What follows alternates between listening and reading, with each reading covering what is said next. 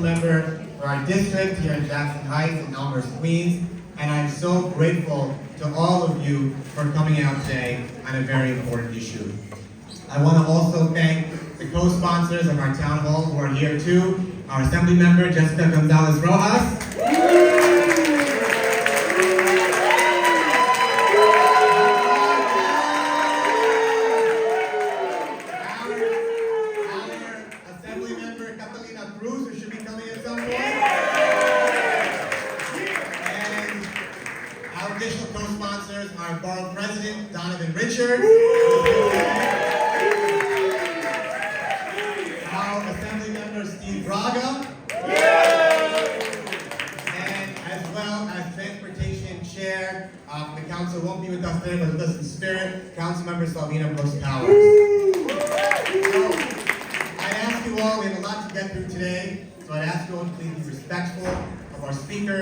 make sure everyone can hear, and we want to have a good discussion tonight too, but it requires all of us to participate in a respectful and courteous way. There can be disagreement, no doubt, but we want to make sure we are voicing our opinions in an orderly and organized, respectful way, so we can actually focus on the issues we want to discuss tonight. With that being said, I want to first thank you all for coming. This is clearly an issue of extreme importance in our neighborhood and across New York City. It was my intention in organizing tonight's town hall with my elected partners to do it somewhat how we do it at my council and other council colleagues' committee hearings at City Hall, where, especially for a town hall in our community, where we would have, before any kinds of presentations from the Department of Transportation, just like at my City Hall hearings too, and my colleagues' council hearings as well, we would have a couple members of the public testify and give their perspective on the issue to make sure that the commissioner and his agency staff hear the issues and the concerns that we as a community face. Not only is that how I think we should be in government and the standard we should hold ourselves to, but especially at a town hall in our neighborhood when a commissioner and his agency are invited to join us in the neighborhood to hear not from me, but from each and every one of you. It was my intention to set up that kind of environment for a good discussion tonight that is fundamentally centered around hearing your perspective.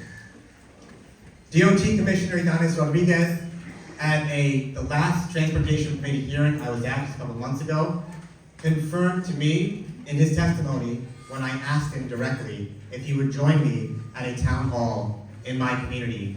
He confirmed he would be there. We planned the date of this town hall around the commissioner's schedule. As of this morning, Commissioner Rodriguez was confirmed to attend. I received a note from his staff just 30 minutes ago that Commissioner Rodriguez will not be coming to our town hall tonight. And let's hope the Department of Transportation learns to listen to our communities a bit better than they've been doing. I'll leave it at that. That, however, will not stop us from continuing with tonight's town hall.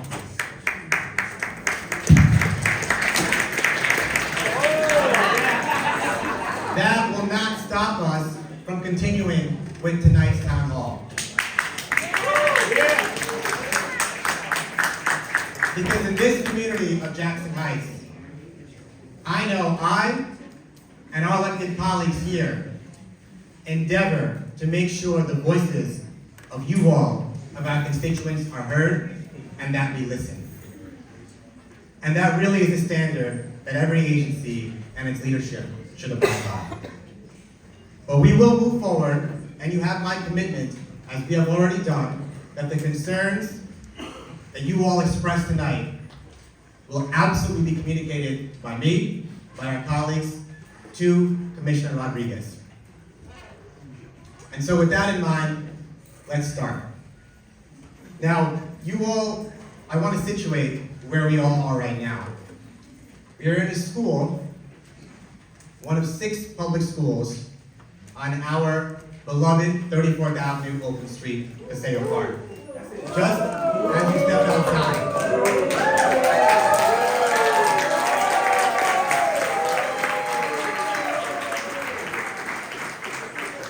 I think we know where this community stands on this issue, and that's why it's so successful, the most successful open street in the city. It has been a place that started during the pandemic, where we, and as the Parks Chair I know this best, rank least when it comes to green space and public space in all of New York City. It has been a place where we have come together, 26 blocks of joy. A place where our children, thousands of children, every morning and every afternoon, walk to and from school. On a beautiful day, they play, their families, their parents, their seniors join on the open street. It's a place where so many of us have come together. We have come together in times of great need for food distributions, community events, performances, or a place simply to catch up with our neighbors. It has become a beloved part of our community. One that I mentioned before is the most successful open street in the city, where every day, including today, you will see thousands of children walking on it. And at the end of the day, making sure that we have the space for our children, for their future, is most important.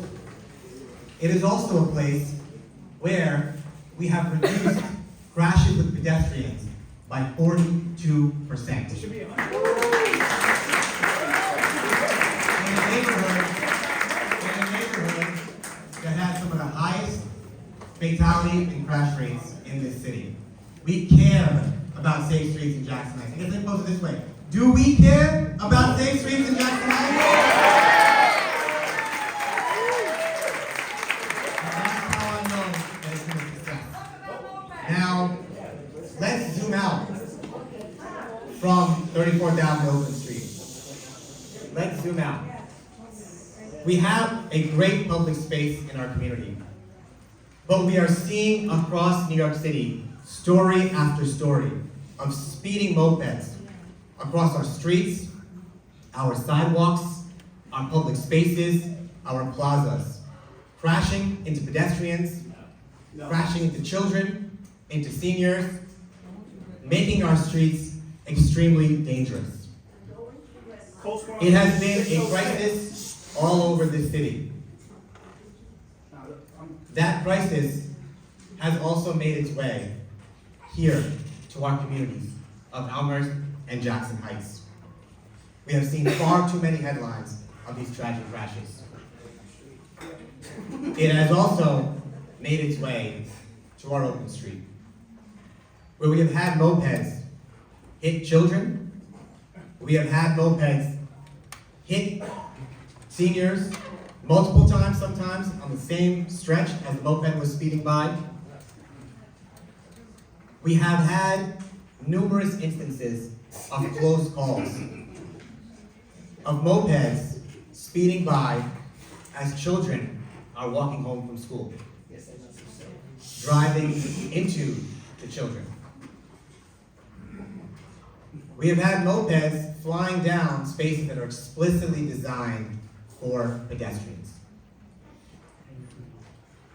And we have heard from so many of you about these issues in email after email, phone call after phone call, raising the very simple question, whether it's our sidewalks or our open street, where are people supposed to walk now?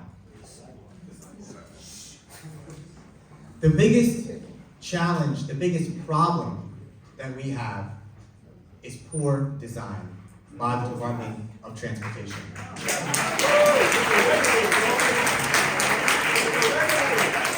And DOT wants to build on that poor design to do even more poor design. And let me show you exactly what I mean by poor design. Because fundamentally, that is the problem. There are so many other ways to address this issue, but the most fundamental one is poor design. let's see what we mean. We have on our open street, on numerous stretches, a bike lane, but now really a speedway for mopeds in the middle of our open street, in the middle of the street. Not on the side, not in a separate area, but right in the middle. And so I ask you, where are people supposed to walk? On the sidewalk. We have the next picture. We go back for a second, sir. In the next picture, over here, we have these bike stands that are on the open street, which I would ask, who do they signify that this street is for? When you have numerous bike stands on the ground, if you even know what a bike stand is. Because I know I didn't for a very long time. We have parts of the open street that have unsafe and ineffective structures designed to separate bikes and really mopeds from people. But let me ask you, looking at that picture, do you feel those structures keep you and your children safe as you walk down the open street? And we have an alphabet soup of signs. One sign after another. Confusing, saying different things. Do they make sense to you? No. Do they make you feel safer walking down the street? No. The problem is fundamentally one of poor design. And DOT looking to work around that, to build on that, is not going to solve the problem. Now, there are many other issues and ways to also address. It's a multi-pronged approach, but it stems fundamentally from having better design. We don't need more confusing signs on top of signs that are already confusing. We don't need a police car stationed on every block of the open street, defeating the purpose of a pedestrian space and a tremendous waste of public resources, including of our own police departments. We need police. What we need is better and safer design. What we need is design that actually solves this problem, keeps us as pedestrians safe, and addresses this issue at its core. And to get there, it is important that this agency hear from each and every one of you about your concerns about mopeds, here and across our community. Because if we get it right here on a pedestrian space, then we can get it right everywhere else in New York City. Because it is a citywide crisis. And we know that there are a number of people who've reached out to us across the city leading up to this town hall because they're just as concerned too. Now, for the last year, I have expressed that concern directly to the Commissioner and the Department of Transportation. My elected colleagues have expressed that concern to the Commissioner and the Department of Transportation. And all of the emails and phone calls we received, we have sent over to DOT as well. Yet they have done nothing with it. Because the train's off. They have not proposed any design change. Because the train's off. So I urge you all, with tonight's meeting, to make clear your concerns to them. Make clear of why you all, as you've told us so effectively, feel unsafe walking down our streets and our sidewalks and our open street with mopeds speeding by. And it is my hope that they will listen, even with the Commissioner present, that they will listen, take back, and understand the importance of prioritizing good and safe street design. Thank you all so much for coming out tonight. We appreciate it very much, this important issue, And now I'm going to turn it over to our colleague, Assembly Member Jessica Gonzalez Rojas.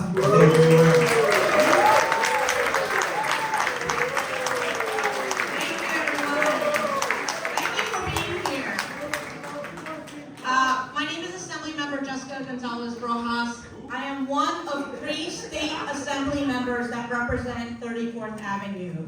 So my colleague, Assemblywoman Catalina Cruz, she's on our way. We just came from Albany, as well as Assembly Member Steve Raga. So I'm here not just as a legislator. I'm here as a parent. I'm here as someone who does not own a car. I'm here as someone that walks these streets every single day that I'm not up in Albany doing my job.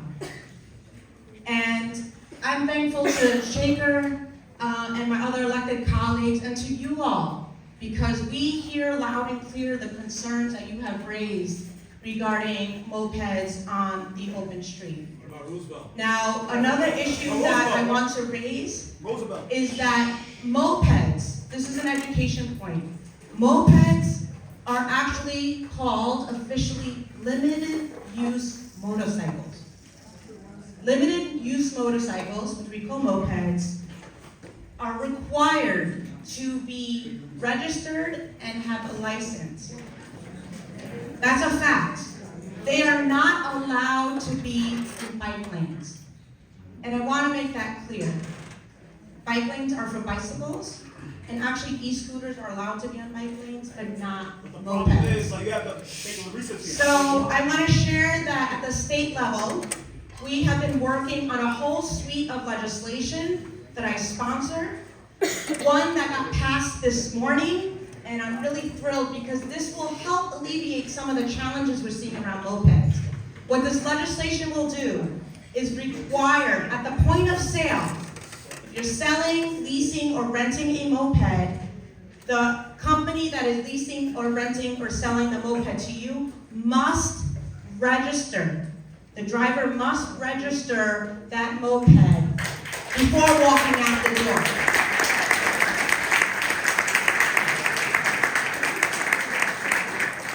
I don't own a car, but I know if you go buy a car, they just won't let you drive off the lot without a license plate or without a registration, right? So we're making this required for every single sale, lease, or rental of a moped. So thank you all for your support on that bill. I'm so thrilled it got passed today. We hope the governor signs it quickly because it will go into effect 6 months after it is signed. So there's quite a number of issues that we're working on at the state level. There's a whole suite of bills that we're pushing. We have 5 more days in the legislative session, so we will be fighting hard. But there's 3 ways to address this issue. One is education. And I actually introduced a bill that required, also at the point of sale, rental or lease, that every single driver gets information about the rules of the road in 10 languages. So they understand that it's required, it's incumbent upon them to understand that they are required to follow the traffic safety laws here in New York. So we introduced this bill, we hope to get it over the finish line.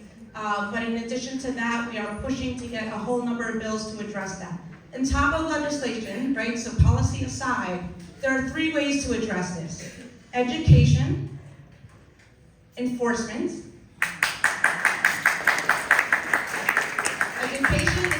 and engineering.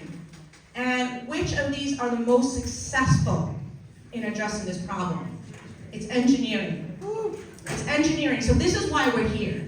We're here today because we have worked very closely with DOT, and I thank the commissioner, the Queens Commissioner, for being here. We've worked very closely with them over the years on many street design issues. My district also includes Astoria. There's quite a number of issues we're looking at there as well. And we must design the roads to ensure that mopeds are not getting on it, and they're not driving recklessly, and that everyone can be safe. Again, I'm a mom, I walk down the streets, I have a child who just graduated from this school, as the Shaker, well, not graduated yet, but soon. So we are parents, we get it. So I wanna create the space to listen respectfully, right? We're saying our few words, but I'm looking forward to listening to your comments and ideas and solutions, because I want to get to solutions. You know, I know we see what the issues are, but we want to hear solutions, and we want to make sure that DOT and our other leaders hear the solution, because together we can get this done. Thank you so much. Thank you very much, Assembly Member. And before calling up our next speaker and before having our first panel, I also want to flag one more thing too, which is when we talk about better design change, we're not talking about 5 years from now. We're talking about now. We're not talking about after another child or senior or neighbor gets hit. This is a now problem. We cannot afford to wait several years or really even longer to actually get a safer street. And so I urge you all to communicate that and think about that as you communicate your concerns. That this is not only a serious problem, but is an urgent one that requires an immediate design solution. With that in mind, I want to call up on behalf of the Queensborough President, Don Richards' office, Michael Carter, to come up and say a few words. Hi everyone. So first off, thank you, Council Member, for being the lead organizer for tonight. So for those of you who don't know, my name is Michael Carlier. I'm the Parks and Transportation Liaison for Queensborough President Don Richards. He couldn't be here tonight because he's actually still in Albany, making sure that Queens does get that money. We can get those resources to communities like this one. Because regardless of where you fall on the issues tonight, we're all in this room because we care about our community, we care about our children, we care about our parents, and we care about street safety. And that's what tonight is about. So I thank our partners in government for being here. I want to thank DOT and NYPD for being here. I see our Queensborough Commissioner, Nicole Garcia, is here. So thank you so much for being the presence here tonight. So just on behalf of VP Richards' office, we will continue to work with our partners on the city agency side, on the elected leaders side, and of course the local voices in our community to make sure that what we do going forward prioritizes safe street design, because the folks of this community, they deserve nothing less than that. Thank you. Thank you so much, Michael. Now, before hearing from the Department of Transportation, I'd like to, because this is a town hall for our community, I'd like to call up a few individuals to share their brief statements. So first, I want to call up Luz Maria Mercado to give your testimony.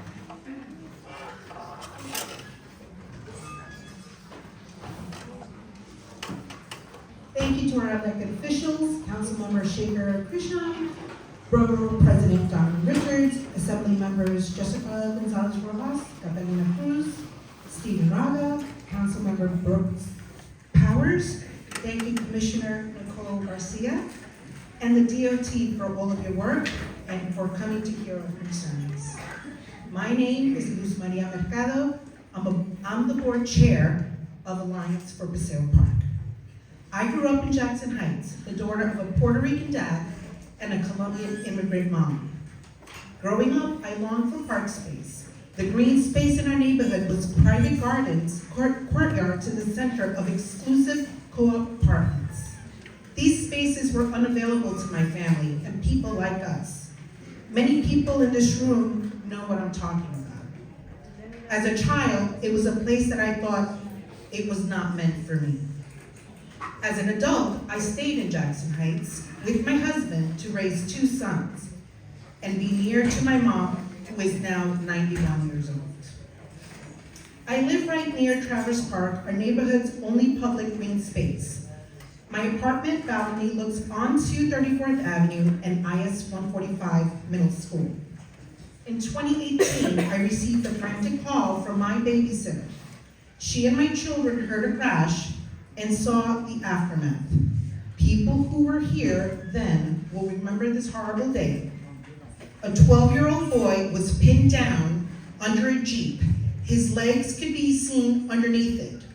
He'd been hit as he was leaving IS 145 at dismissal, and firefighters had to pull the Jeep off him. Our streets were never safe for kids, but this brought it home even more. My family was traumatized. Our community was traumatized. This horrible crash planted the seed to make 34th Avenue into a pedestrian space. And since 2020, I've been one of the many people advocating for our open street, our Paseo Park. We are fighting for this open space on behalf of the entire community. I'm fighting for my 2 sons and for all the children of our community, as I want them all to be safe. Since 2020, Paseo Park has been a tremendous success, but despite its success, some challenges remain. The biggest challenge we face today is the speeding mopeds. In the early days of the open street, I was thrilled because it gave my sons a level of independence they hadn't had before. They could walk or ride their bikes on the open street to visit their friends. From my balcony, I watch families out using the open street. I see parents and young children who look disoriented and afraid. I see them pushing strollers out of the way or grabbing their child's hand, trying to avoid mopeds, motorcycles, and cars that cut through. My mom always enjoyed a stroll on Paseo Park to be pushed in her wheelchair and see neighbors walk by, but it's harder to navigate now. And I always warn my sons, when they go to meet their friends or ride bikes on Paseo Park, to be careful and look around for mopeds. When they walk out the door, I always say to them, I love you, come home to me.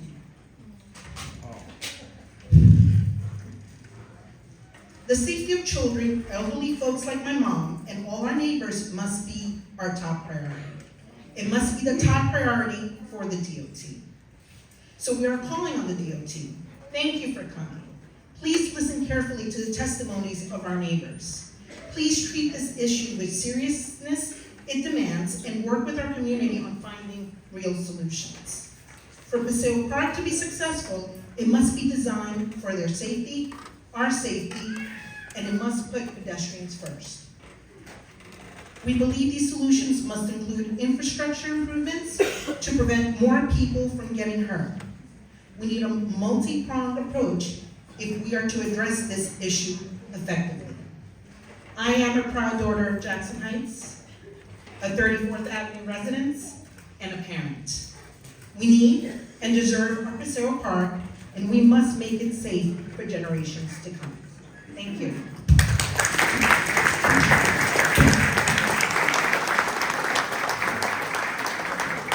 Thank you so much, Luz, for your testimony. You know, you reminded me as you were testifying, my team and I, on the open street today at school dismissal time. And as children were walking out, we actually heard one mom screaming out, moped, moped, as her child was walking on the street for school. And if that doesn't tell you and capture the way we are navigating our open street now as pedestrians, I'm not sure what does.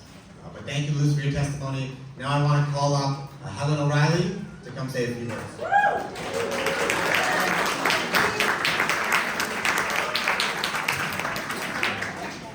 Thank you so much for letting me speak early. I am an optimist if you brought a young 4-year-old to a 7:30 event.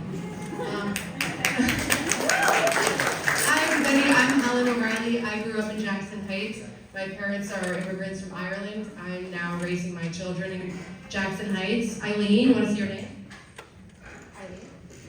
Eileen. Eileen, Thomas, and Ian. I just want to say a few things. One, I have grown up, I grew up on 82nd and 37th. I now live on 80th, off 34th. And the Paseo Park has really been a positive thing for me and my family. It's been really a joy to the neighborhood. I walk there with my mom, who still lives in the neighborhood. We run into neighbors. My children can walk to school safely. And it's been a really positive thing. I've been enjoying the street, and I'm thankful for people that support it. I also own and drive a car and understand the challenges of parking. I also love my car, but I understand we have to find a compromise, and I know that's what I want to contribute to this conversation today. I really believe that safe design, better design is needed. It's too bad the commissioner is not here to hear it, because he should. The design stinks. It's not good. It needs to be improved. I also really am not an either-or kind of person. It's not safe design or, some enforcement. Really is both and. It's both safe design and clear rules about what happens when you openly break and violate the laws that are there in front of you. Yes, the signs are bad, but the signs are there, and people are just openly ignoring them. So I would encourage our leaders to look for solutions that bridge both. Let's have better design, but let's also have a conversation about what enforcement would look like when people break the rules and mopeds go by, because they make our streets very unsafe. It is scary for me when she's scooting ahead, when she gets toward 34th Avenue. And I'm increasingly more scared of it. And so I really encourage us to not wait until somebody gets seriously hurt. Thank you so much for letting me go. Thank you.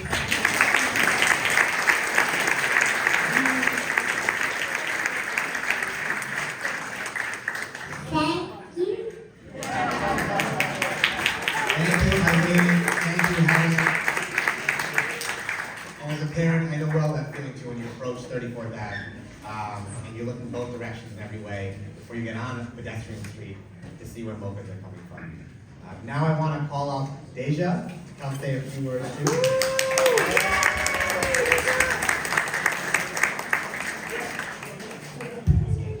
Hi, my name is Deja Inoli, and I'm 11 years old. And I've been living in Jackson Heights since I was 4.5 years old.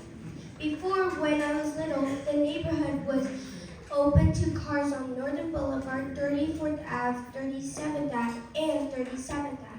After, when I was 6 years old, 34th Ave was closed to cars and open to bikes, people, and dogs. Recently, there's been a change with more scooters speeding down 34th Ave. It makes me feel like 34th Ave is less fun, and I feel less safe, and what might happen is I might get hit by a speeding scooter. It feels like Paseo Park is less for pedestrians. I would like the DOT to take away mopeds and motorcycles from Paseo Park so it feels more like it's for people.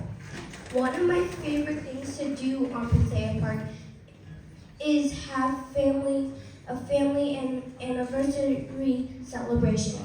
Lots of people come to 34th Ave outside our building, and we eat cake, party, and listen to music. One of my least favorite things that happens on Paseo Park is speeding motorcycles. I don't like the noise they make because it makes me feel I have to cover my ears. And thank you for your time.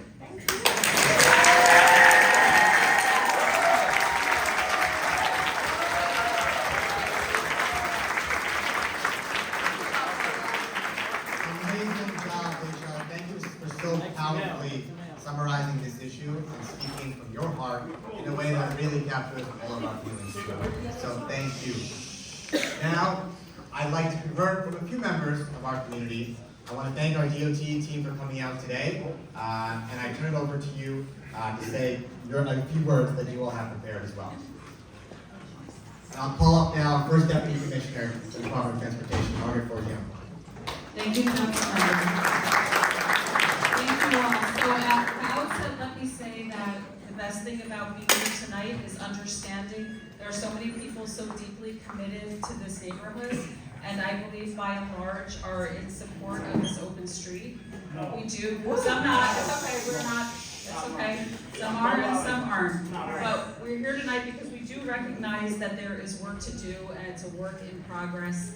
We're committed to making this street as safe as possible. That's DOT's mission first and foremost, for safety of all users of our streets. So first I'd like to introduce the members of the team tonight. We've already mentioned Nicole Garcia, our wonderful Queensborough Commissioner. We have Sean Quinn, our Associate Deputy Commissioner of our Office of Livable Streets. Schwartz, Assistant Commissioner of Education and Outreach, and we also have a bunch of of other DOT members here who are also deeply committed to making sure we serve your communities well.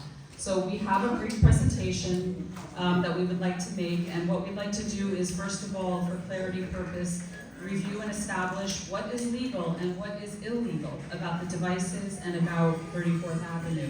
We wanted to explain to you what educational efforts we're doing here and elsewhere in the city to date. Talk about the excellent NYPD enforcement. We have Chief Armani, or Captain Armani. I promoted him with us here tonight, and they have been working closely with us to address issues.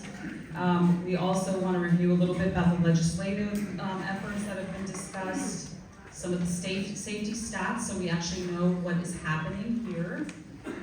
Talk about some of the design improvements to date, and then talk about where are we going. We want to hear your feedback so that can inform changes. And we also want to make sure we engage each and every one of you in our upcoming capital project. The great news is we have tens of millions of dollars to build out 34th Avenue permanently. So while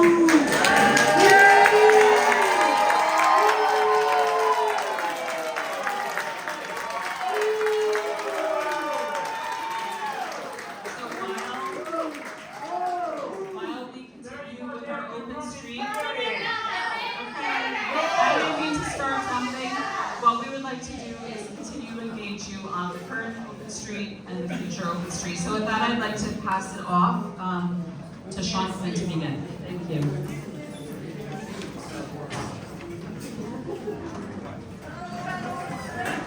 You guys read the Power Program? Because that's what you're doing. So thanks again for having us here tonight to talk about not just the local streets, but what we're doing citywide.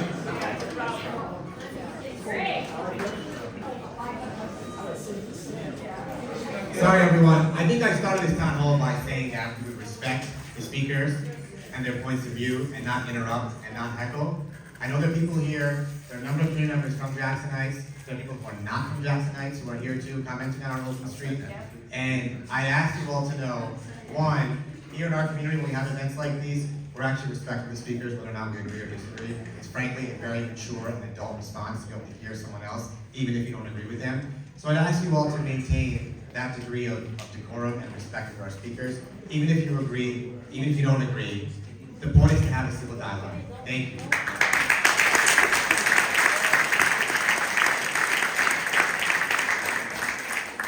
So we did just want to make sure we covered the citywide effort around this issue, because we also understand that the growth of e-bikes and the growth of micromobility and mopeds in the city has been something that's happened very quickly and has had a lot of repercussions in everybody's daily life. The city is taking this issue extremely seriously from all levels of government, from City Hall to Department of Transportation to the state to various other agencies throughout the city. So we're going to start our presentation today quickly going through what we're doing on a citywide effort specifically to deal with the moped issue that was brought here today, and then we'll go through what we're doing to deal with it more locally on 34th Avenue. So we did want to just start by giving some stats about what's going on with just the cyclists themselves in the city.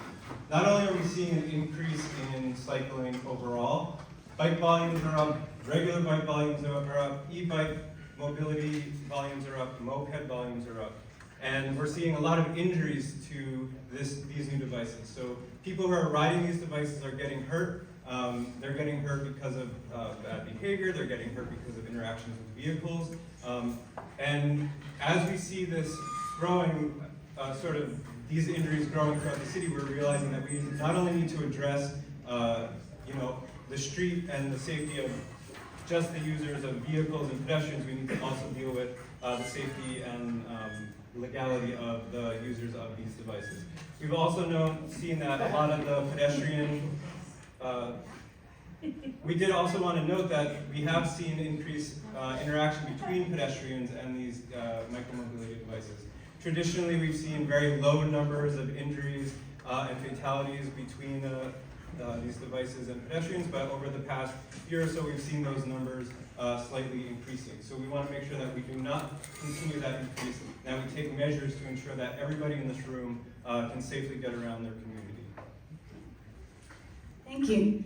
So I think, my name is Kim Wiley-Schwartz, I'm the Assistant Commissioner for Education and Outreach.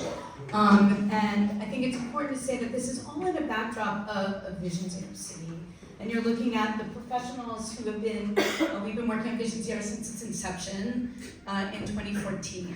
So this is the way that we look at many things. So the education piece, you may have seen this, I hope you've seen this around town. This is just an e-bike campaign really geared towards people who are riding e-bikes as commuters, might be picking up a city bike here and there. This is really talking to people about what they can do to protect themselves and to protect others. And you can see on the back as well, we continually try to work to get people on the right-sized and legal vehicle. So really trying to get people who need the electric power of two wheels and motorized two wheels onto the right-sized vehicle. Within many neighborhoods is an electric bike, not a moped or not street legal moped. So this public campaign, you'll see it on the back of buses, you should see it on Link NYC, you'll see it around, even on subways. We're just trying to kind of help people understand how to operate these vehicles.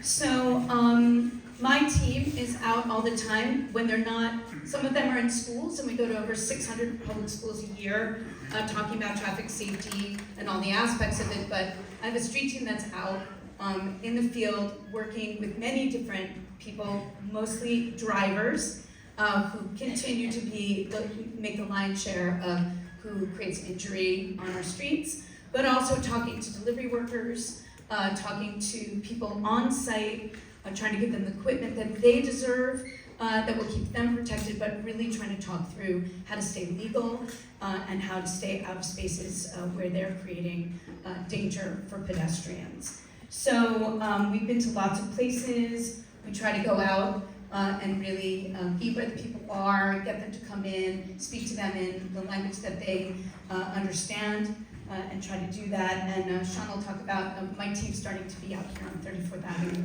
as of last week. Then we do a lot of motorized two-wheel education. We are as frustrated with trying to explain some of these things as you might be. The limited use motorcycles, which we've agreed though citywide to call mopeds because that helps everybody understand the difference between scooters and mopeds. So really talking to delivery workers about how to be safe and what they should and should not be riding, and trying to unpack for people where things belong, right? So a moped cannot legally ride on Paseo Park. It is a vehicle. So really trying to work through this. It takes a while.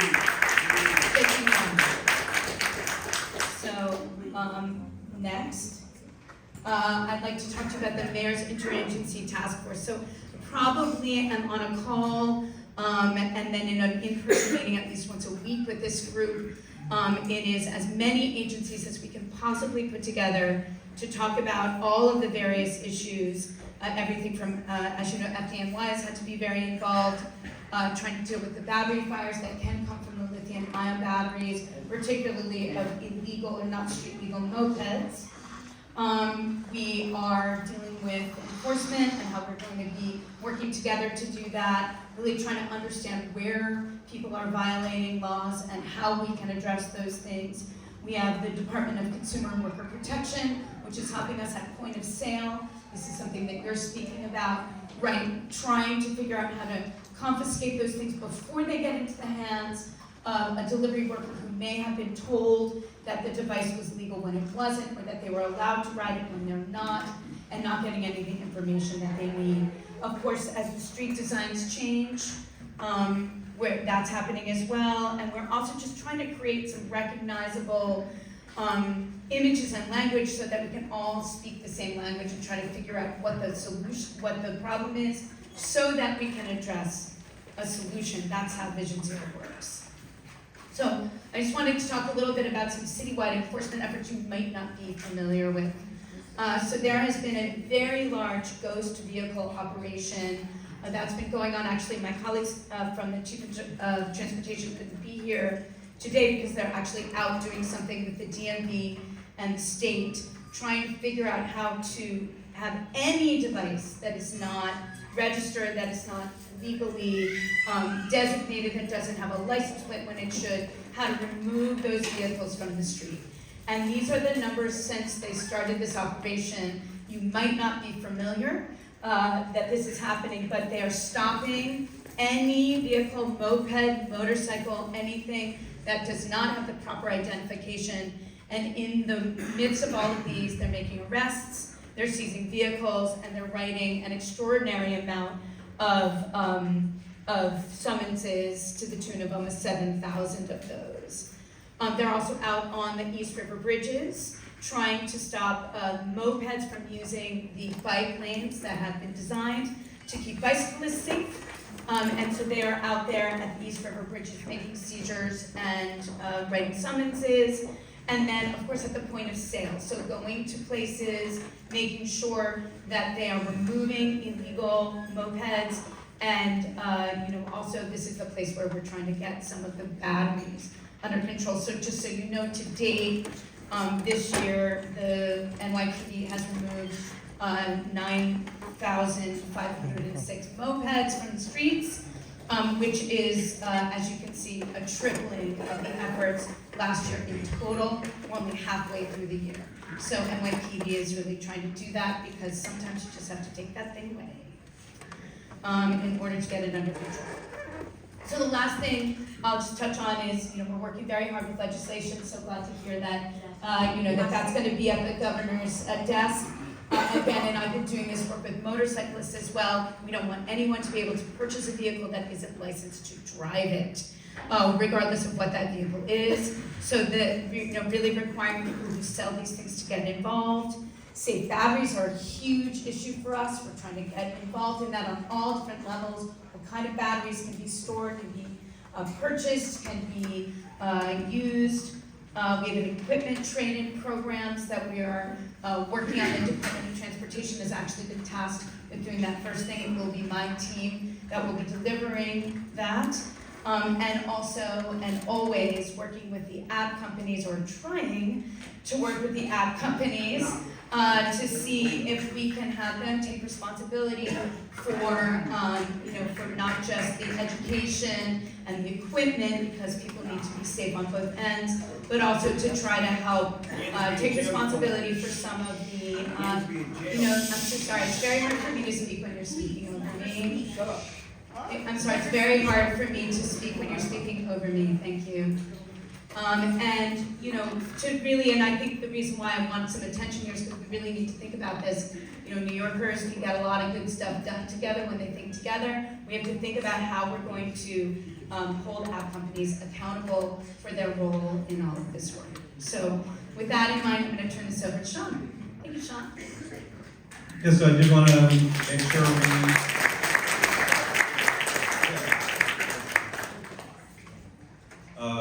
we wanted to make sure we're speaking to the design piece as well. Across the city, we're looking at ways to accommodate micromobility as it's growing. Legal micromobility, of course, we know people need to get around on these devices. They're making deliveries. It's something that we all sort of depend on in our daily life, a lot of these delivery services. So we're making sure our street designs match the new makeup of our bike facilities. So we've implemented several projects over the past 2 years that have looked to widen our existing bike lanes, add multiple lanes, passing zones, so that faster vehicles can go around slower vehicles. We're looking at implementing bike boulevards and projects like 34th Avenue, which are designed to help slow down bikes as they move through a neighborhood. We look at not just the lane itself, but improving curbside policies to make sure the bike lanes aren't blocked. People can make deliveries, adding different types of bike parking along these facilities, bike corrals, micromobility hubs for people to do their unloading and loading. We've created a couple layover spaces too at really big hotspots where deliveries are occurring. And we are also, I think, something that the council members said on the radio this morning, looking at ways that we can develop dedicated lanes for micromobility. We're early in the stages of that development, but it's something that we are taking seriously and trying to figure out where that will work in the city, what that design looks like, and how to roll it out and where to start rolling it out. Those are just some images of what we've been doing. But the best way to sort of understand what's going on the streets is to really take the data collection. We started putting up sensors around the city so we can watch and monitor the use of the micromobility, the pedestrians, how they're all interacting on a street, where the safety points are most critical, and how that then can influence design standards. So without being out there every day and being able to watch a street, we can put these sensors up and then really understand where there's conflict points, where the cyclists want to be, where the pedestrians want to be, and make sure that our designs match the use and match the safe use of those streets. So we've seen, just looking at some of these sensors, that mopeds over the past 2 years have been moving out of the bike facilities and into the travel lanes. We've seen a decrease of mopeds in dedicated bike facilities. So a lot of the education and a lot of the work that we're doing and talking to these riders is helping to shift them into spaces that are made for more high-speed vehicles, not bike lanes, not our protected facilities, in places where they don't belong. So just looking locally, and I'll try to do this quick because I know you all, we want to hear from everybody here. Go to the next slide. Just, I think, going off of what the council member said earlier too, we have seen improvements to safety along the corridor. We would like to see it be 100%. We'd like to see the injuries down to zero. That's our goal citywide, of course. We've made a lot of impact with the street design that we've implemented over the past couple of years on 34th Avenue. We're also, besides just looking at safety data, we have a sensor and we have several cameras out on 34th Avenue looking at the use so that can inform design tweaks that we can make now that can help inform the capital project design as we move into the future. We're seeing just an interesting moped pattern that we've seen is that most of the mopeds are coming in a PM peak at night after 9 p.m. These are folks that are returning from work in Midtown Manhattan and going back to their homes in your neighborhood and beyond. Not to say they're not riding along the corridor in the morning and during the day, but it does speak to the fact that a lot of the moped users on the corridor are working people from this neighborhood, Corona, and beyond that are traveling between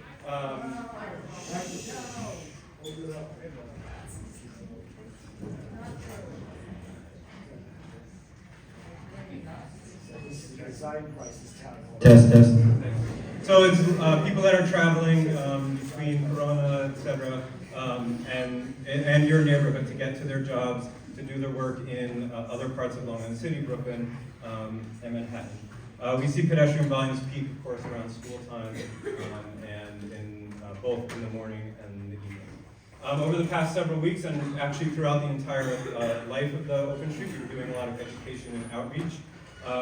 We've been distributing flyers to everybody on the corridor to explain how the corridor works, what this is, what you're seeing, what's a plaza, what's a shared street, what's a bike lane, how do pedestrians move through here, how do cyclists move through here. We've handed out hundreds and hundreds of those flyers. We have safety ambassadors through our Horticultural Society that are out on the street 7 days a week doing outreach specifically to cyclists, making sure that they have the flyers that we have up here, explaining the rules of the road. We've actually heard from several instances. Kim's team was out there doing specific education in various languages, Spanish, Mandarin, and Bangla, and we've heard from many of those riders that they're grateful that we're there, actually telling them what they're supposed to be doing. That education is really making a breakthrough on the cyclists in the neighborhood, and I encourage anybody to talk to their neighbors and sort of teach them the rules of the road and where they should and should not be doing. We're also going to continue doing the diverse public programming that we do on the corridor, which emphasizes that this is a street for people, this is a street for pedestrians, it's active street, it's a place that a cyclist may encounter a circus or a yoga class or a school dismissal, and that they need to be careful as they're moving through the corridor. Of course, the great granite block artwork also helps emphasize that this is a different space. And then we're continuing to collect additional data as we move through the months. Last week, the Local 115, along with the Citywide Traffic Task Force, began a blitz on looking to deal with the mopeds on the corridor.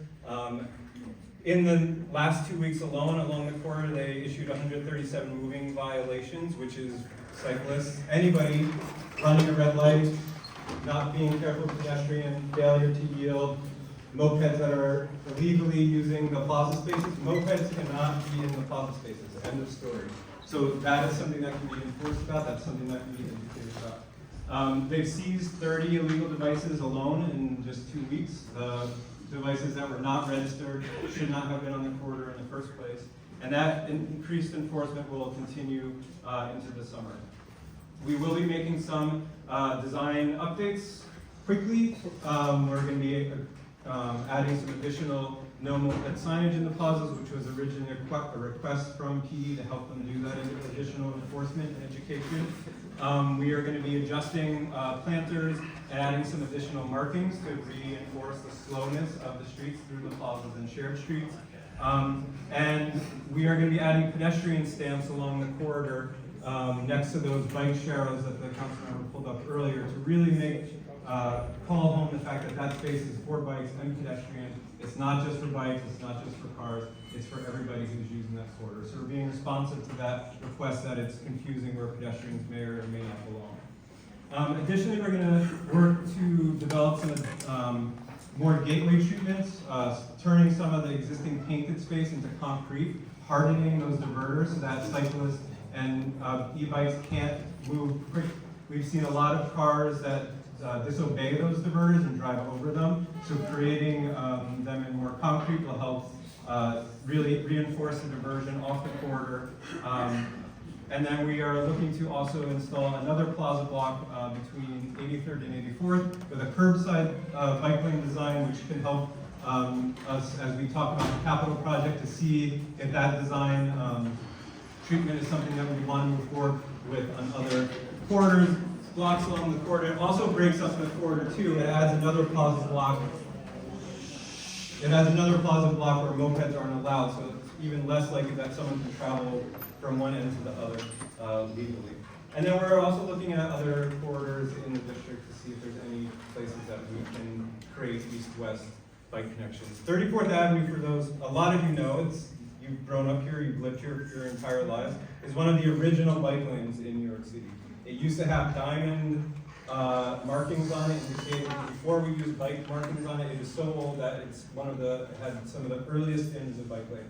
This corridor has been established as a bike through route since the 90s. People coming east-west from the neighborhood going back and forth. So while we do want to look at other corridors, we also need to acknowledge the importance of that connection that 34th Ave has historically had through the neighborhood. And then finally, my last slide is just pitching the conversations that we want to have further on the future of 34th Avenue. We have the survey that recently launched. We handed out a flyer today that has a QR code on it for you to take the survey about what the future project street can look like.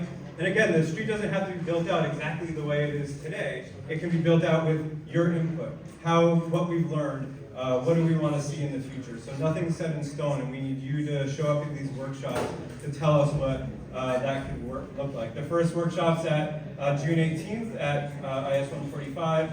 We'll have follow-up workshops in the fall. We're looking for a comprehensive transformative design upgrades along the corridor. Not only dealing with public space, cycling, community space, but we want to look at green infrastructure, trees, all of the things that are important to this neighborhood. We have $88 million, which is a huge amount of money to really get something done here. So hopefully we see you at that workshop on June 18th. Thank you.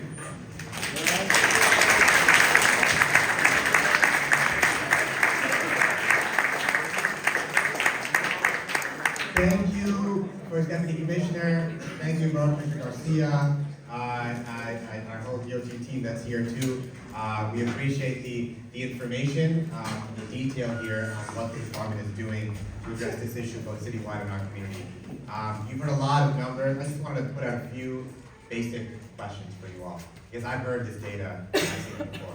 You've heard the numbers, you've heard the statistics, and we appreciate all the information too. But with due respect to DOT, how many of you all feel safer now about mopeds walking down 34th? No. How many of you all, we have heard all of these issues and efforts, enforcement, education, how many of you all feel safer from mopeds walking down our sidewalks in our community? No. And I would also ask you, the proposals for more signs, for more stamps on the ground on 34th Avenue Open Street. How many of you all feel that will make the open street safer for mopeds? And that's precisely, that is, sorry everyone, just let's keep calm and no interruption. But that is precisely the issue. That we can talk about education, we can talk about enforcement. They're all pieces of the puzzle, and we've heard the updates. But they cannot replace bad design. That is just the reality. And everything we do to design around bad design is not going to work. And I want you all to think about that and keep that in mind. Because all these stats and all of these efforts have not and will not solve the problem of bad design. And I want to add one more thing too. We've heard about a capital project, but take it from me as a council member who works on capital projects, who funds capital projects. That is a lengthy process that takes years. I ask each of you to remember the Traverse Park renovation, a beautiful park today, but that was a long project in the making. Let me ask you this.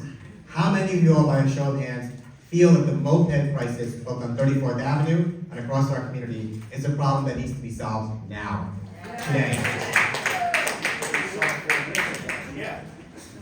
I rest my case there. Thank you all. I will now, before bringing up our next panel of public testimony, we are joined by another great colleague who understands, who has been a big advocate, an effective advocate on this issue with us, our Assembly Member, Catalina Cruz.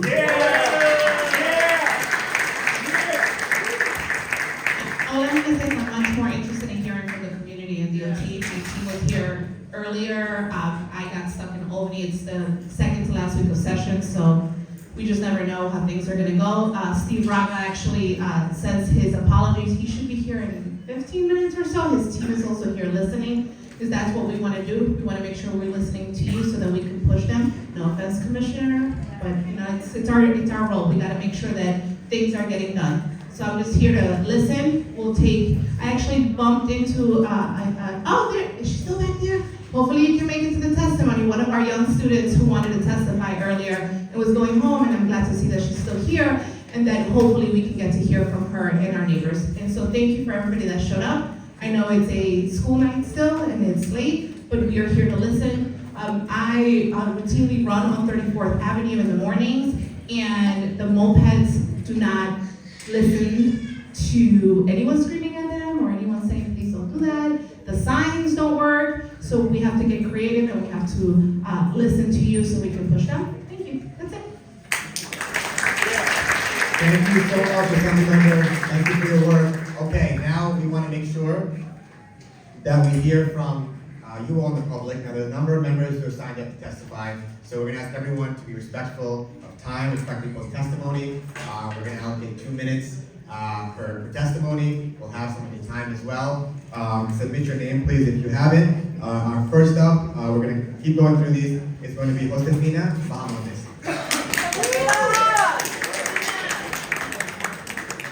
Hey everyone, I'm Josefina Bahamondes. I am a school teacher, public school teacher. I am a kindergarten teacher, and I work in East Harlem. So I wake up very early. I leave my apartment every day at 6 in the morning, and I see at that time people already using the open street, which is like crazy because as the weather gets better, the people start getting out earlier, and I see sometimes mothers with their strollers at 6 a.m. And unfortunately, the open street, it doesn't start until later in the day. So I think it should be a 24/7. So I live on 34th Avenue, and this is an amazing change for me.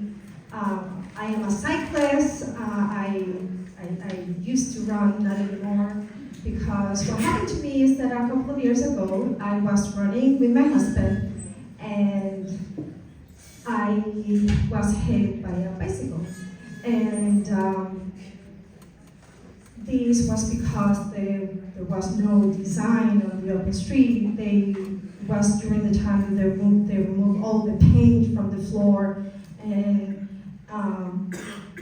now the bike lanes are in the middle of the street. So I was running, and this cyclist hit me from the back. He hit me with the handlebar on my lower back, and I was running, so my body was very warm, and I didn't feel anything until I get into my apartment and I saw that I have several cuts.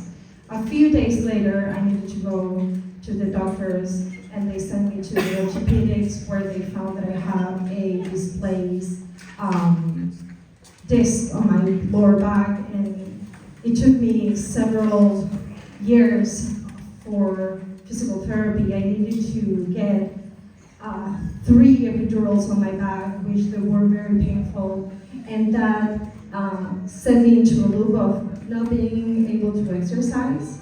It was during the pandemic, so I gained a lot of weight, and that put me in a situation that I could not walk because of the pain. And this was just because we did not have a proper design of the open street. Until today, I have problems on my back. I suffer from chronic pain. And I need to be extremely careful for whatever I do. I am not able to run anymore in my life because I have a disc out of place because of this situation. I flew into the air around 10 feet, and I don't want that to happen. I am 5.5, and if the cyclist did not see me, I am wondering if someone will be able to see like a small kid running in the street.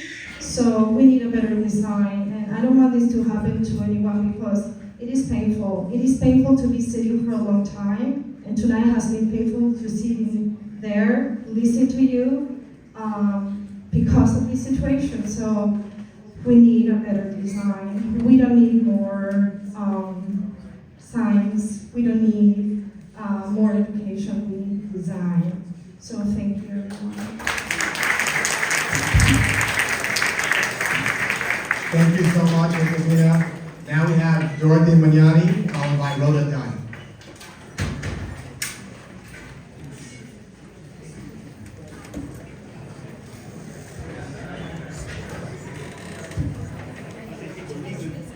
Hello, my name is Dorothy Magnani. I live at Jackson Heights. I lived at the Towers since 1968. My husband, Peter Magnani, was the deputy borough president with Claire Shulman for 15 years. Peter was an architect and city planner and knew that the median had been removed years before and needed to be put back to cut down the speed of the cars on 34th. Okay, I'm not used to this. I'm not used to this. Doing great, Dad. To cut down the speed of the cars on 34th Avenue and for a better environment, to when 34th Avenue used to have more green space. He requested that money be allocated from the borough president's budget to restore the median. Since that time, it has gained in beauty and has benefited the community, especially during COVID. Being masked, we were able to walk the avenue and meet our neighbours and friends, even when Jackson Heights was the epicenter of the epidemic. I walk the 3+ miles almost every day. It contributes to my well-being and health. Loneliness, even this populous city and borough, is a huge concern for so many people. But who can be lonely walking the avenue, Paseo Park, with so many people to chat to? We're always meeting somebody new. It is such a beautiful, positive environment. Since the beginning, there have been problems, but they have been addressed, and some are fixed, some still need to. But there is one outstanding issue: safety. Pedestrians should take precedence. Children should be able to play in safety.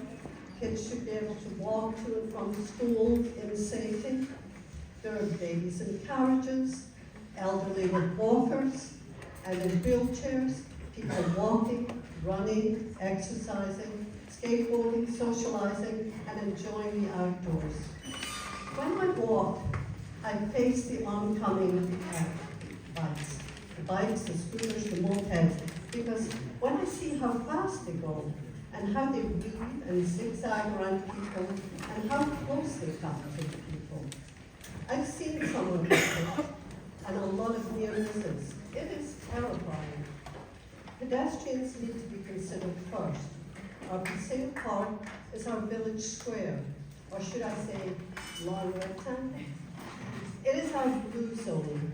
A blue zone is a region in the world where people are claimed to have exceptionally long lives due to a lifestyle combining physical activities, low stress, and a rich social interactions. We have the potential to have this here when we can solve the safety issue. Thank you.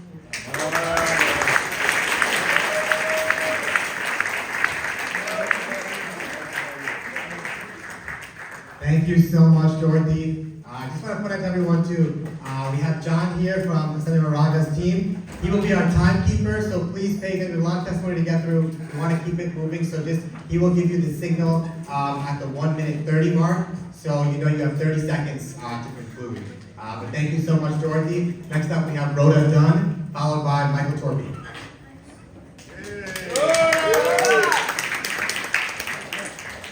Hello, my name is Rhoda Dunn, and I live in Jackson Heights, and I use 34th Avenue Paseo Park every day. I either am walking on 34th Avenue, or I'm riding my bike, or I'm socializing, hanging out with friends, hanging out with Deja, who spoke earlier, at her family events that they often have on Sunday afternoons or Saturday afternoons. I first started going to 34th Avenue during the pandemic in 2020. And I was one of the volunteers that would put out the barricades every day at 7:30 in the morning. And it really, during a dark hour, during COVID, it really was the bright light. It brought lots of our neighbors together. People I had never met before are now really good friends. Dean, Don Siv, my friend Kate Minkin. We started riding bikes together on 35th Avenue. We were all women who liked to ride bikes. But before that, before 35th Avenue, we were afraid to ride bikes. But when 35th Avenue was closed to traffic for much of the day, we started riding our bikes every day during the pandemic. It was just a relief. Again, in a period of darkness, it was the lights. I will say that I'm so happy that Paseo Park is permanent now, but I do think that the whole issue of safety and design is a real issue. It's just, I don't know anyone who understands where they're supposed to be. Whether I ride my bike, I'm nervous as a bike rider, I don't know where I'm supposed to be. I'm also nervous as a pedestrian. And I work with a lot of people and families in the neighborhood, and I'm actually hearing this quite frequently, that they're concerned for their children and their children's safety. They love 34th Avenue, but they're starting to be concerned about using 34th Avenue because of all the mopeds. And I just do think that the mopeds really just should not be allowed on 34th Avenue. We need to find some other alternative. I think, again, pedestrians need to come first on 34th Avenue, even as a bike rider. I think that pedestrians and children and seniors, they need to come first. So I just want to thank you guys, the commissioners and all the DOT people for coming. I really appreciate it, and I hope you hear what we're all saying. We do appreciate your hard work, though. So thank you. Thank you, Rhoda. Next up, we have Michael Torby, followed by Lydia Welpa. Thank you, DOT, for coming. Appreciate it. Everybody already said how important it is. You guys can finish. It's not going anywhere. Paseo Park's great, so let's skip that part. One thing that came up, we're here about the mopeds, but in that graphic it talks about e-bikes that are cleared to go 20 miles per hour also. We're really splitting a fine hair there in terms of the damage that can be done. We already heard from somebody who was hit by an e-bike and her back is wrecked. we need to give thought to all of these things. It cannot be just that we're stopping mopeds. If we're asking to share space, how do we make sure all of these things are moving at a safe speed for all these people? There was a car crash around the corner from here this past weekend. I don't know the details of it, but it was bad enough that it was taped off. 2 police officers were there the next morning handing out Vision Zero pamphlets. As I read this pamphlet, I was surprised by how the responsibility of avoiding a car crash was frequently put on the pedestrian. How we need to be on the lookout for distracted drivers, or we may be hit. And while vigilance is always welcome, I think that needs to be reframed. Because when we talk about the risk of being hit, it does just sound like an accident, like whoops and shrug and what can we do? But what's really happening is drivers crash their cars into people. And drivers crash their mopeds into children. That's the real reality of it. And we cannot let that happen. The pedestrians in this community deserve better. 30 seconds, 30 seconds. I'm going to yield my last 30.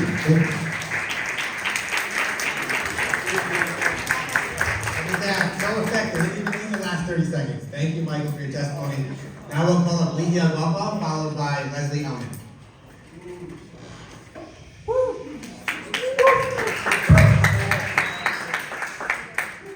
Thank you so much, Councilmember Shaker, Jessica, Raga, and also Catalina, the legislators and DOT for being here and hosting this important town hall to discuss the issues of infrastructure.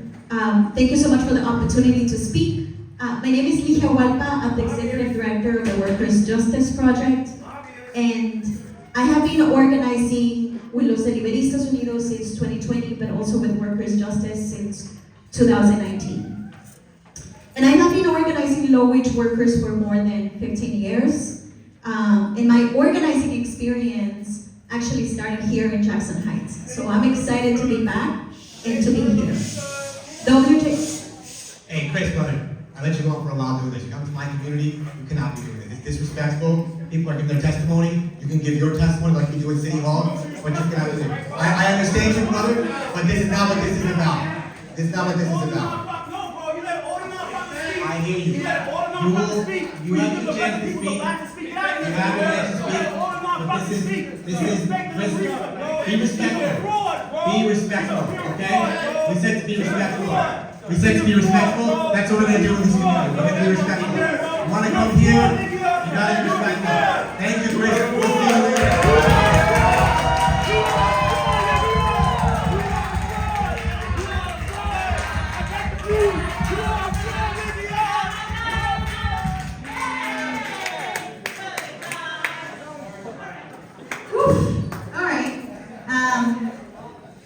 Thank you so much.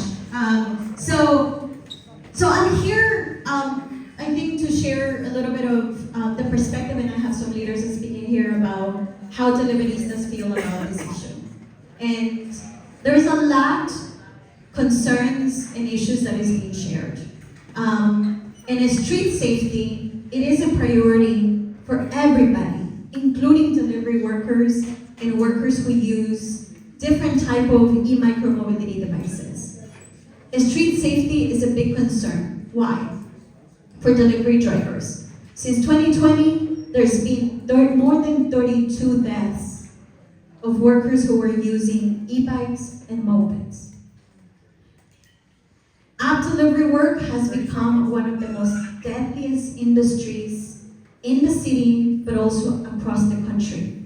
Actually, 5 times more than the construction industry, which happens to be one of the deadliest industries in the country. And with that having said, street safety, it is one of the biggest priorities and the biggest concerns of workers who ride on the streets of the city of New York and who consider the streets their workplace. And I'm here to not only share our concerns, but also to share what are some of the proposed solutions that we've been supporting and working with legislators. One is we definitely consider that there needs to be a holistic approach. And it's not just about policing, criminalizing, and enforcement. There is an infrastructure issue, right? And let's recognize, the streets have been designed for cars, right? Not for people, not for working class people. And that has been the case. We need to redesign our streets to make sure that people who walk can walk safely, the people who work. Because of the earlier interruption, we're gonna make sure she gets another 10 to 15 seconds, so make sure you count that. Okay, got it. So what we're proposing here, and I'll try to do it very quickly. We strongly support that enforcement needs to happen at the point of sale. Retail stores are selling mopeds and some of these retail stores, by the way, are not even licensed to sell mopeds. And that's one of the biggest issues in the street. Second, app delivery companies. App delivery companies are incentivizing delivery workers to deliver your food faster because it benefits and because they benefit by profiting on that labor. We need to make sure workers have the ability to refuse to be forced to drive faster in order to keep their jobs and be prepared. And the third is infrastructure. We all said it, I'm not gonna repeat it, I think we said it. Mopeds also, a lot of people, and I'm gonna finish with this. We agree that mopeds should not be in bike lanes. We agree that mopeds should not be in sidewalks. But the roads are also dangerous for mopeds. Most of the crashes, 50% of the crashes that deliveristas have experienced with mopeds have been because of the crashes and incidents with cars. So the question is, if we don't want them in the car lanes, if we don't back them in the bike lanes, we don't want them in the sidewalks, where do we put them? And that's something we want to discuss with legislators, with the community, to find a fair solution. And we're here to work together because this community, also the people who live, not only deliver your food, but the people who live here also and are your neighbors, happens to be app delivery workers. Thank you.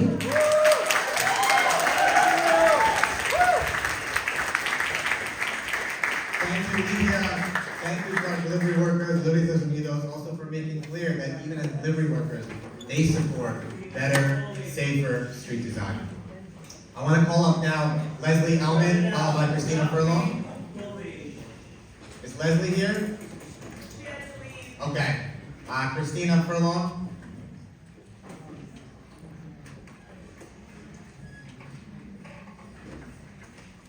Followed by Kathy Farron. Thank you. Thank you everybody for being here for this panel.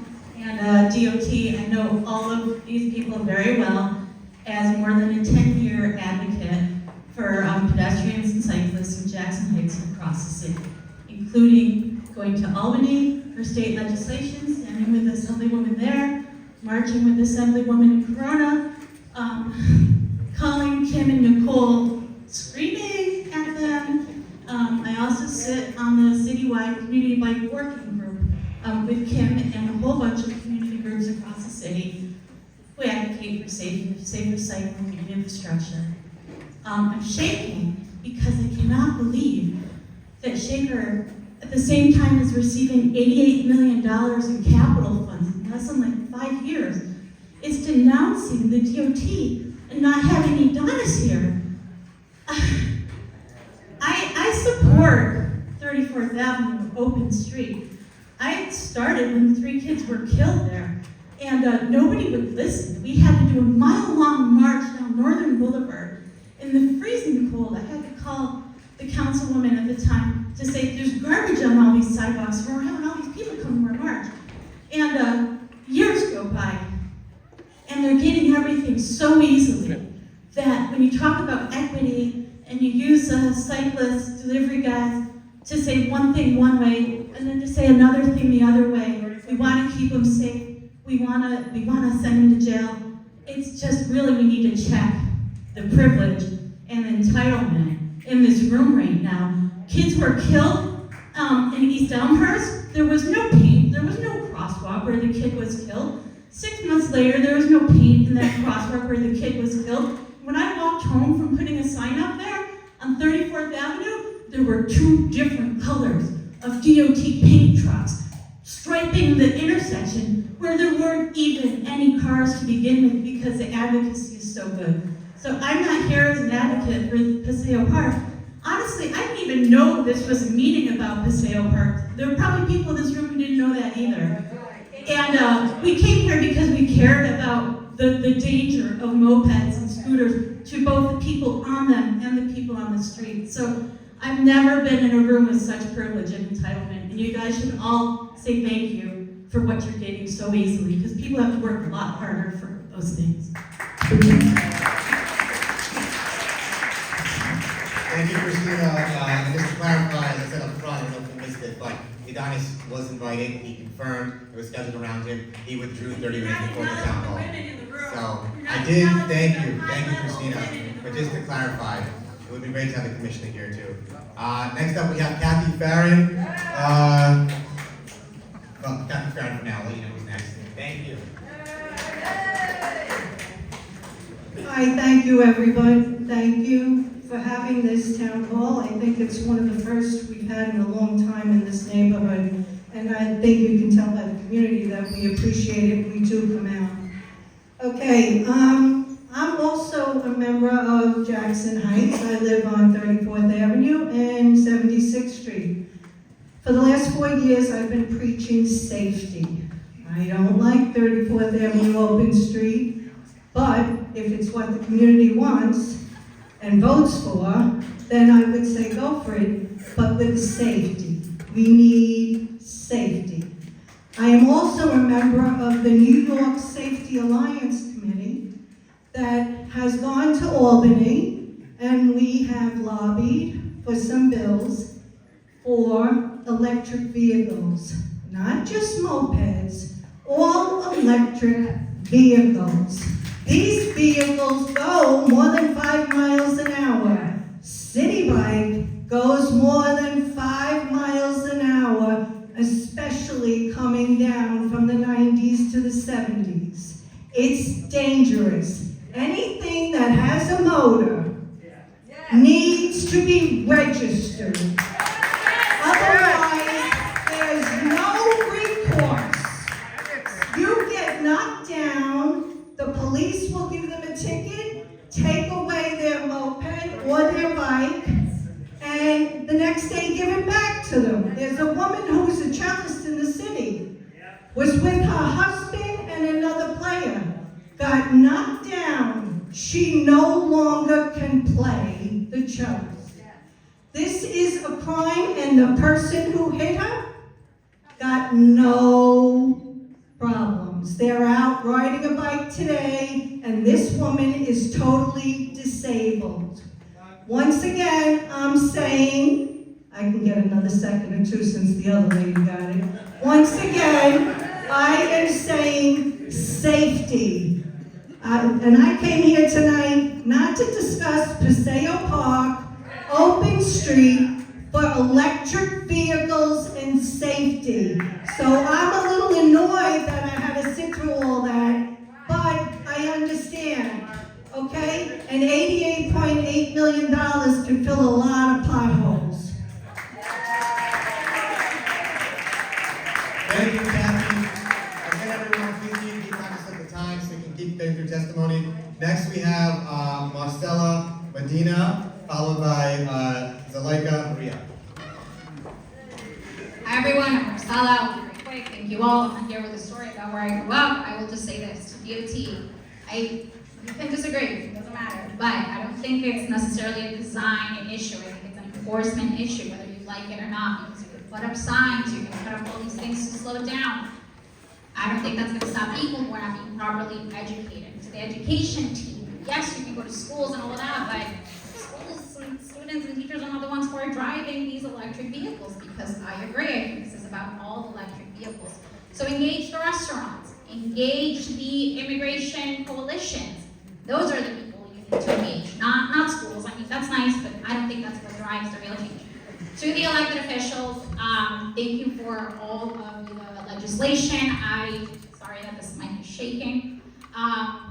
I love the engagement, but again, I think that these town halls really just offer a place for everyone to vent and tell their stories, and that's very nice and very great, but it doesn't lead to working ideas, right? Like, here's a fun legislation or some partnership. NYU, the engineering school, they have this lab where they have the sensors, they have a bunch of stuff.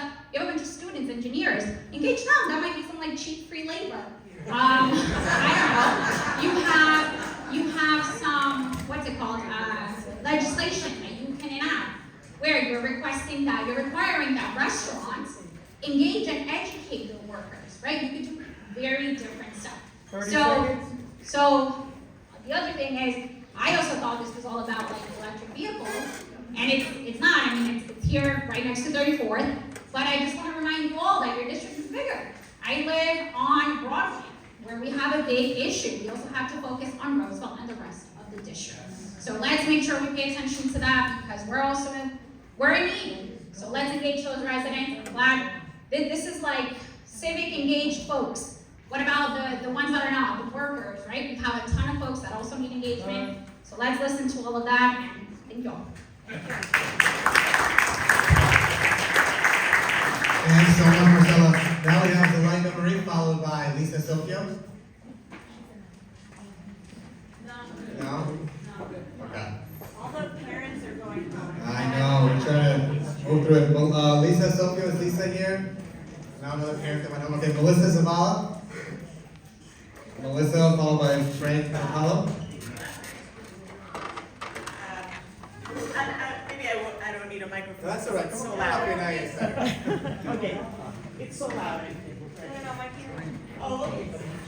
So I'm wondering if one of the things that we can also add to all of this is some form of legislation that makes it so that people who have to ride mopeds for delivery services purposes are paid better. Because one of the things that they're having to deal with is these dangerous conditions because they have to hustle, right? And hustling all the time is dangerous for them. And so maybe part of this multi-pronged approach that we can take would be that, fixing some of the wage problems.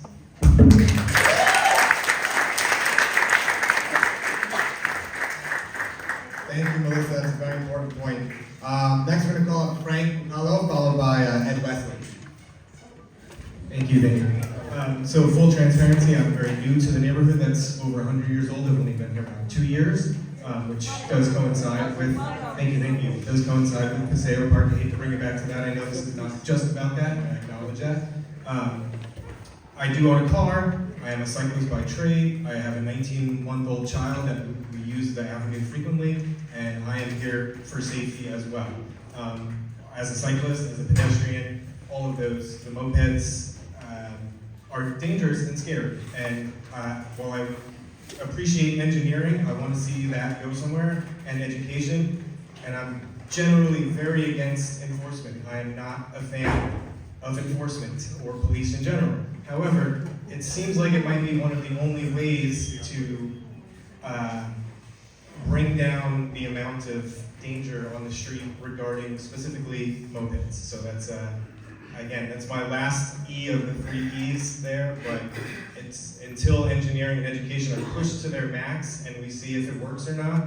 I don't want to go with enforcement, but if it comes to that, then to keep people safe and out of harm's way, that may be the only other way. All right, I think that's it for me.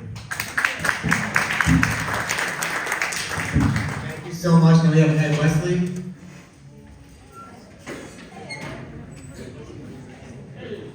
Hi, my name is Ed Wesley. I'm a former president of the Jackson Lands Beautification Group. We have redesigned, reimagined Travis Park, all of us in this room, and we did a hell of a job. Now we have to reimagine 34th Avenue. I have suggestions, and I shared them with the Deputy Commissioner. Get them, the mopeds, if you notice the presentation, are the thinnest line causing safety problems. The biggest contributors are bicycles and motorcycles. Move all the motorcycles to the exclusive bus lane that we have created on Northern Boulevard. That's the way to solve, and that's the way to reimagine this particular problem. My other point is about the $88.8 million devoted to 23 streets. Ridiculous. Can you imagine how much that would do for our big concern is affordable housing? Please, cut that back. I know it's going to be a long trail, but $88.8 million is just too much. Thank you very much. Thanks, Ed. We're going to try to keep getting through people. I do want to be mindful of respect of the school's time. And also, I know we have our school staff here as well, making sure we can stay. I want to make sure she's not here too late too, because I'll be seeing you tomorrow morning, I know. So I'm going to try to keep it moving, and if we have to leave, we've got to leave. Next up, we have Assemblymember Steve Braga, who's been here for a bit. We appreciate you as being focused on public testimony. Just wanted to invite him up to say a few words.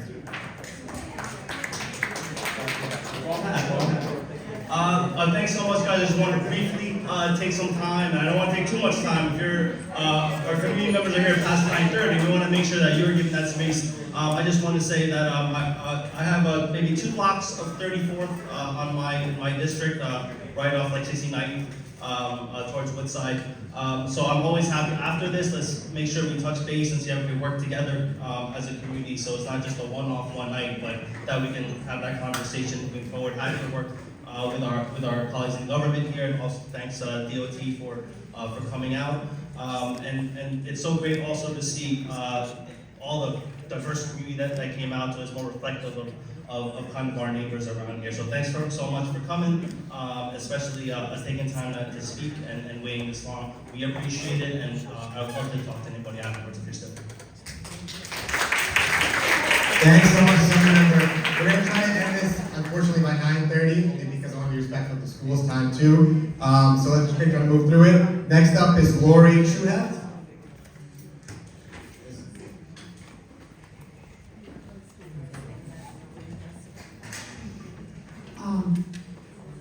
A couple of months ago, I was walking down 89th Street, heading to the open street.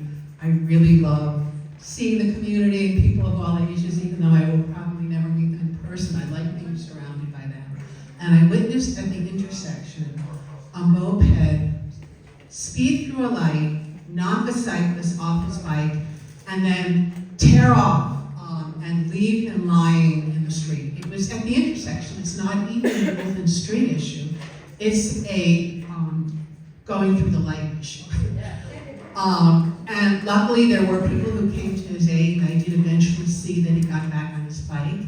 And you know, it's just kind of a miracle that I only have that one tale to tell, because I'm constantly feeling that vehicles, you know, coming up behind me are going to do something like this. My nightmare is that a child is going to drop a ball and unwittingly run to catch it, and something's going to come speeding by and hurt him. So I'm just wondering if in the funds, are there funds to put some more cameras on these lights so that if the vehicles have a license, they can be, and you did mention this in your, you know, that there are more violations now for running lights, but I think that's just a major problem. It's not even an open street side problem.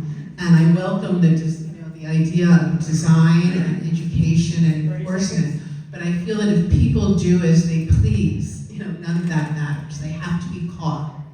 And so I echoed 2 speakers ago who said, I'm not really pro-enforcement, but maybe that's what we have to fall back on. Thank you so much. Now we have Antonio Solis, followed by Andrew Ronan.